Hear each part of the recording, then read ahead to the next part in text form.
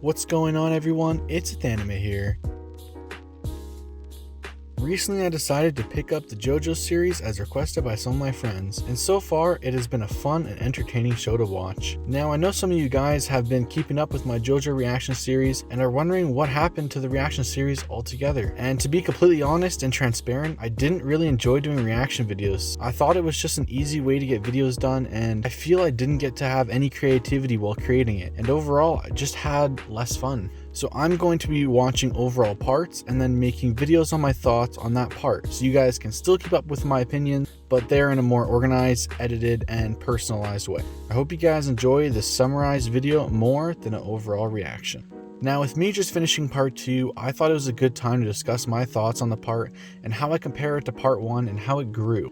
Before I jump into the details, if you guys enjoyed today's video, consider subscribing to the channel. It helps out and lets me know that you guys enjoy the content. Also, just a fair warning, there will be spoilers in this video. Where's a better part to start this review than talking about JoJo himself? In part 2, we were introduced to Joseph Joestar, who replaced Jonathan Joestar from part 1. At first, I was completely devastated when Jonathan died at the end of part 1. I thought the show was over and no one could ever replace the most gentleman JoJo I knew, but boy was I wrong. When I was first introduced to Joseph, I was cursing him out, wishing he was never born into the show, and wishing for my Jonathan back. But after a few episodes, I completely forgot who Jonathan even was.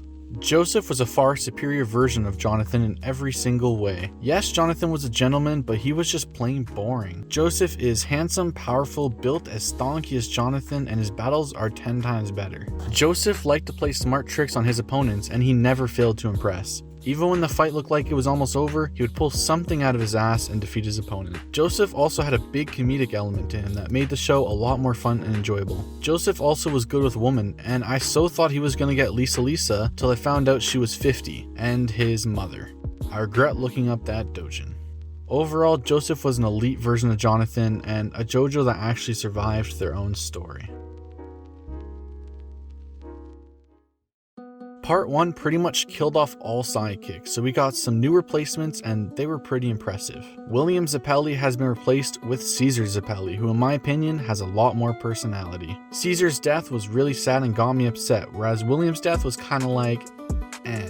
Of course, both Zappellis are important, and JoJo's would not succeed without them, but I find Caesar played a big part and was a good sidekick for Joseph. Lisa was the new mentor, and she played the role pretty well. She didn't specifically stand out much except for the fact she was a major MILF. Sucks she ended up being JoJo's mom, could have had something develop between the two. Now, Von Stroheim is the biggest carry of part 2.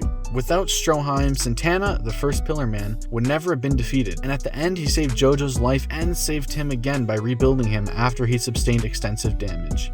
Stroheim is the biggest carry and obviously best character of this part. Speedwagon still is around to narrate the series, but this time he also had Smokey by his side, who was a new addition in part 2. I liked Smokey, and he was trained as the new narrator prodigy in the Speedwagon bloodline. Side characters were more in quantity and depth in part 2, and they all added well into the story.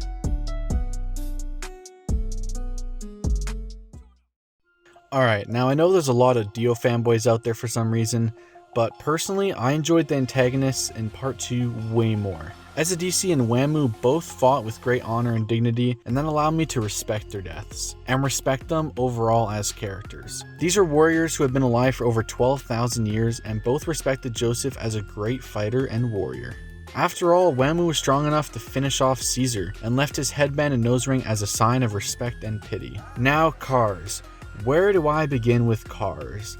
Dog shit. Cars reminded me of Dio as being a fighter with no honor or respect. They both did whatever it took to get to their goals. Cars fought very dirty and was just plain unfair and cheap, although so far he's been the most powerful enemy after activating the mask with the stone. He turned into an invincible god that Joseph somehow still beat by sending him to space to drift away forever. A well-suited punishment. Now, if there's something to know about me, it's that I respect and like characters that fight with honor, respect, and don't play dirty. These fights are more enjoyable when you get to see two fighters outsmart each other and not play dirty.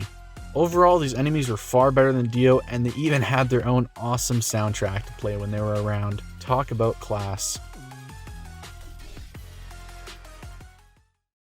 Part 1 was only 10 episodes, while Part 2 was 16, so Part 2 did feel like a longer story with multiple enemy bosses they had to get through.